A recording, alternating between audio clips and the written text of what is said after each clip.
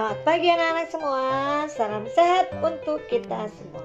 Oke anak-anak, hari ini kita masuk ke tema 8 tentang menjaga keselamatan di rumah dan di perjalanan.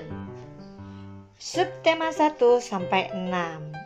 Oke anak-anak, sebelum belajar tidak lupa untuk berdoa terlebih dahulu agar materi yang Miss berikan hari ini akan mudah kalian pahami. Ya, tidak lupa siapkan buku tulis kalian, buku pelajaran kalian, dan alat tulisnya. Yuk kita belajar. Udin anak yang taat pada aturan. Setiap melakukan kegiatan selalu diatur menggunakan jadwal. Setiap kegiatan dilakukan dengan tepat waktu. Anak-anak, ayo mengamati. Amatilah gambar berikut dengan teliti. Perhatikan gambar pertama. Pukul berapa Udin sarapan pagi? Di jam tersebut ada 2 jarum, ada jarum pendek dan jarum panjang. Jarum pendek menunjukkan angka 6, jarum panjang menunjukkan angka 12. Dibacanya pukul 6. Perhatikan jarum pendeknya angka 6 dan jarum panjangnya angka 12. Ya, jadi pukul berapa Udin sarapan pagi? Ya, pukul 6 pagi. Perhatikan gambar kedua. Pukul berapa Udin berangkat sekolah? Perhatikan jarum jam di gambar tersebut. Jarum pendek menunjukkan angka 7 dan jarum panjang menunjukkan angka 12. Dibacanya pukul 7. Jadi pukul berapa Udin berangkat sekolah? Pukul 7. Perhatikan gambar ketiga. Pukul berapa Udin pulang sekolah? Perhatikan jam berikut. Lihat jarum pendek dan jarum panjangnya. Jarum pendeknya menunjukkan angka 11. Jarum panjang menunjukkan angka 12. Dibaca pukul 11. Jadi, pukul berapa Udin pulang sekolah? Pukul 11. Ayo berlatih. Bacalah pukul berapa yang ditunjukkan oleh jarum jam berikut. Perhatikan gambar berikut ini. Jarum pendek menunjukkan angka 10, jarum panjang menunjukkan angka 12. Dibaca pukul 10. Good job. Gambar berikut. Jarum pendek menunjukkan angka 8, jarum panjang menunjukkan angka 12. Dibaca pukul 8. Good job. Gambar berikutlah. Jarum pendek menunjukkan angka 2, jarum panjang menunjukkan angka 12. Jadi dibaca pukul 2. Good job. Gambar berikutnya. Jarum pendek menunjukkan angka 4, jarum panjang menunjukkan angka 12. Jadi dibaca anak pukul 4. Good job. Ya, selanjutnya. Jarum pendek menunjukkan angka 9, jarum panjang menunjukkan angka 12. Dibaca apa? Pukul 9. Good job. Selanjutnya. Perhatikan gambar jam berikut. Jam merupakan petunjuk waktu, maka yang digunakan adalah satuan waktu. Satuan waktu dalam jam adalah jam, menit, dan detik. Jarum yang pendek menunjukkan jam. Jarum yang panjang menunjukkan menit. Sedang jarum yang kecil menunjukkan detik. Untuk membaca jam, kita harus memperhatikan jarum panjang dan jarum pendek. Anak-anak, ayo membaca. Bacalah teks berikut dengan lafal dan intonasi yang tepat. Yuk kita baca sama-sama. Judulnya aturan ketika sarapan pagi. Sarapan pagi ada aturannya. Aturan itu berguna untuk menjaga kesehatan tubuh. Kesehatan tubuh sangat penting. Tubuh yang sehat akan terhindar dari penyakit. Penyakit yang muncul disebabkan sering lalai dengan aturan. Oleh sebab itu, aturan ketika sarapan pagi harus dipatuhi. Aturan ketika sarapan pagi yang harus dipatuhi antara lain: 1. Mencuci tangan sebelum makan hingga bersih. 2. Duduk dengan posisi yang benar. 3. Mengambil makanan dan minuman dengan tertib. 4. Berdoa kepada Tuhan sesuai ajaran agama yang dianut. 5. Makan pelan-pelan dan tidak terburu-buru. 6. Tidak berbicara ketika makan. 7. Setelah makan mencuci tangan hingga bersih. 8. Setelah makan berdoa kepada Tuhan sesuai ajaran agama yang dianut. Anak-anak, apa isi teks yang telah kamu baca pada halaman sebelumnya? Ya, isi teks tersebut adalah contoh aturan sarapan pagi dan manfaat mematuhi aturan tersebut. Apa kesimpulanmu terhadap isi teks pada halaman sebelumnya? Ya, kesimpulannya, dalam sarapan pagi terdapat aturan yang harus kita patuhi. Mematuhi aturan ketika sarapan pagi dapat membuat tubuh terhindar dari penyakit.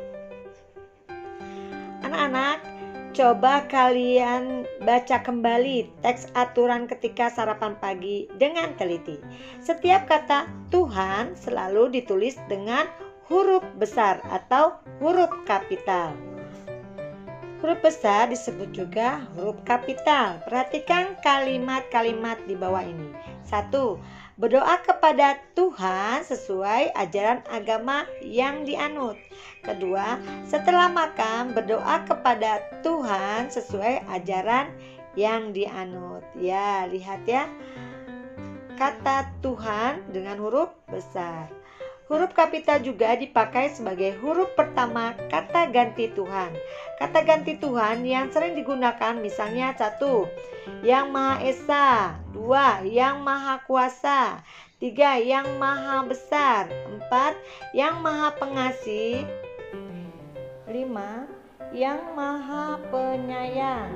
Dan sebagainya. Perhatikan. Ini contohnya. Mari kita berdoa kepada Yang Maha Esa. Ya, pakai huruf besar. Serahkan semua kepada Yang Maha Kuasa.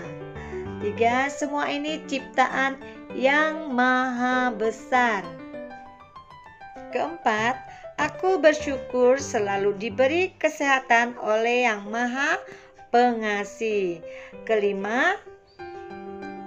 Selalu mohon perlindungan kepada Yang Maha Penyayang. Itu contohnya kata ganti Tuhan. Ayo bernyanyi.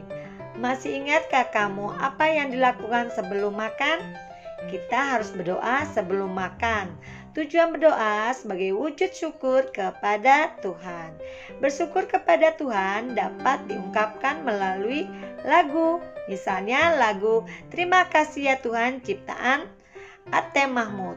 Lagu dapat dinyanyikan dengan tekanan nada kuat dan nada lemah. Dengarkan penjelasan dari Mister terlebih dahulu ya. Perhatikan tanda berikut. Jika tandanya seperti lebih besar, berarti tekanan nada dari kuat perlahan-lahan melemah.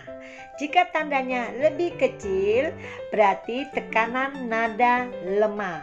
Pada lagu Birama 2/4 secara alami tekanan kuat terdapat pada ketukan pertama, sedangkan tekanan lemah terdapat pada ketukan kedua. Anak-anak, mari bernyanyi bersama. Judulnya Terima Kasih Ya Tuhan, ciptaan Antema. Dengarkan.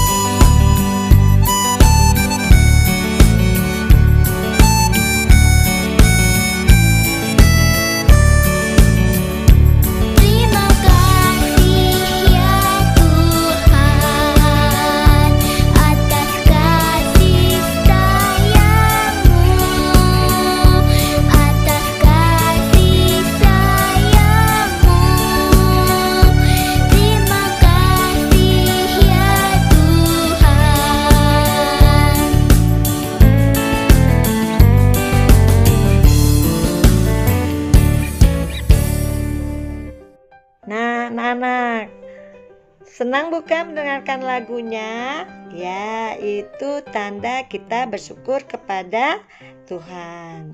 Ya, kita belajar selanjutnya. Udin, Edo, Beni, Siti, Dayu, Meli, dan Lani akan bermain menirukan bagaimana cara binatang berjalan. Mereka akan bermain di halaman rumah Udin. Akan tetapi halaman rumah Udin masih kotor.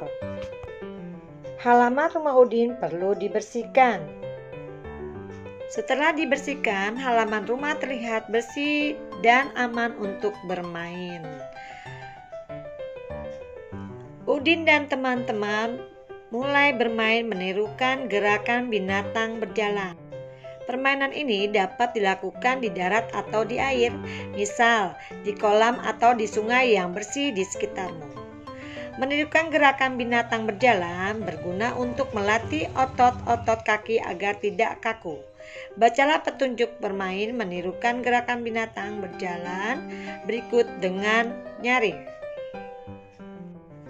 Aturan bermain menirukan gerakan binatang berjalan. Bermain menirukan gerakan binatang berjalan di air dilakukan secara berkelompok. Semakin banyak anak akan semakin seru. Mengingat permainan ini dilakukan di air, setiap anak harus berhati-hati. Permainan ini juga harus dalam pengawasan guru atau orang dewasa. Awali dengan home pimpa. Anak-anak yang menang akan berdiri membentuk lingkaran. Anak yang kalah akan berada di tengah lingkaran. Anak tersebut akan bernyanyi "Ikuti, ikuti aku" sambil anak-anak menirukan gaya seekor binatang, misalnya monyet berjalan. Anak-anak yang lain menirukan berjalan keliling seperti monyet. Setelah berjalan keliling satu putaran, anak yang berada di tengah berteriak menyebutkan nama seorang teman. Anak yang disebut namanya segera maju. Dia juga bernyanyi "Ikuti, ikuti aku" sambil meragakan gerakan jalan seekor binatang. Binatang yang ditirukan tidak boleh sama. Begitu seterusnya. Jika anak yang ditunjuk tidak dapat menirukan gerakan binatang berjalan, anak tersebut akan kalah. Dia akan mendapat hukuman. Hukumannya menyanyi sambil menari. Untuk lebih jelasnya, perhatikan gambar bermain meniru bagaimana cara binatang berjalan di air berikut. Nah, seperti ini gambarnya anak-anak.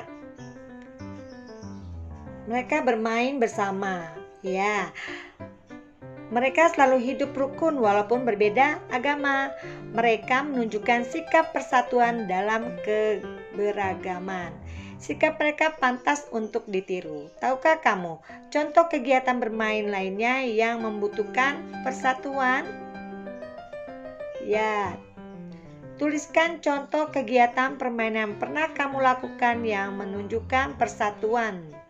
Ya, nama kegiatannya dalam bermain, misalnya kucing dan tikus. Ya, apalagi bentengan juga ya, perlu kebersamaan.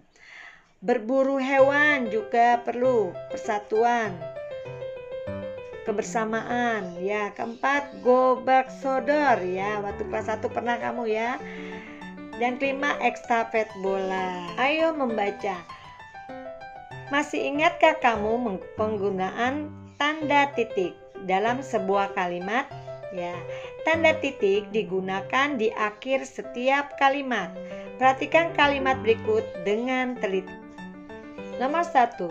Duri dan pecahan kaca bisa saja terinjak kalau tidak berhati-hati. Ya, ada tanda titik setelah akhir kalimat. Nomor 2. Kami akan berhati-hati. Setelah selesai kalimat ada tanda titik. Kami juga tidak akan bermain jauh-jauh. Terakhir ada tanda titiknya. Keempat, hanya di sekitar rumah saja. Terakhir ada tanda titik. Ayo membaca. Bacalah kalimat-kalimat tanya berikut dengan nyaring. Nomor 1. Naik apa tadi ke sini? Nomor 2. Siapa saja yang diundang Udin? Nomor 3. Pukul berapa acaranya dimulai? Nomor 4. Di mana ibu guru ya? Nomor 5. Bagaimana kamu sambil menunggu? Kita minum saja dulu. Kalimat-kalimat di atas merupakan kalimat tanya. Tentu kamu masih ingat dengan kalimat tanya, bukan? Kalimat tanya digunakan untuk menanyakan sesuatu. Ayo berlatih. Perhatikan gambar berikut dengan teliti.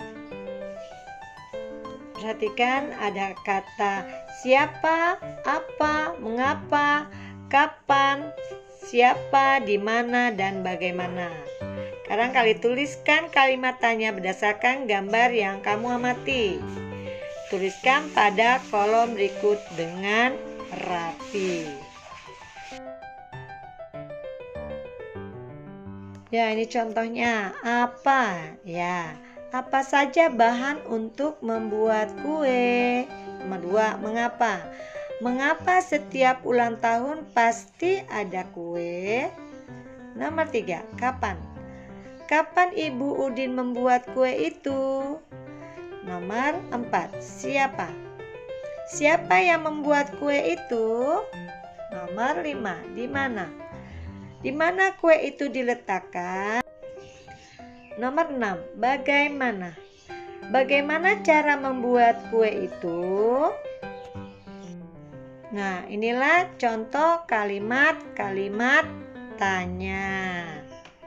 Anak-anak, untuk mengenal waktu, jadi dalam sehari jam berputar penuh sebanyak 2 kali.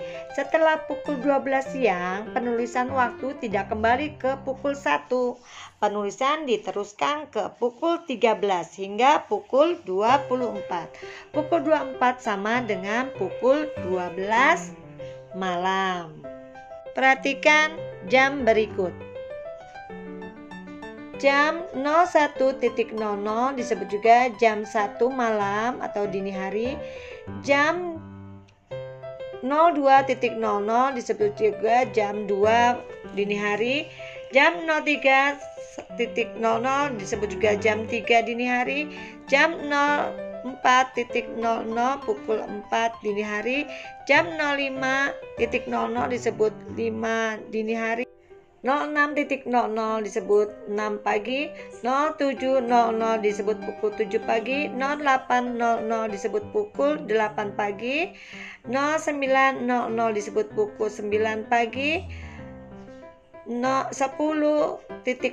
disebut 10 pagi, 11.00 disebut pukul 11 siang, 12.00 disebut 12 siang. Nah, dilanjutkan lagi untuk putaran kedua. Ya, kan 2 kali berputar dalam sehari. Jadi yang kedua yaitu tidak lagi jam 1, melainkan jam atau pukul 13. 13.00 disebut pukul 13 atau 1 siang.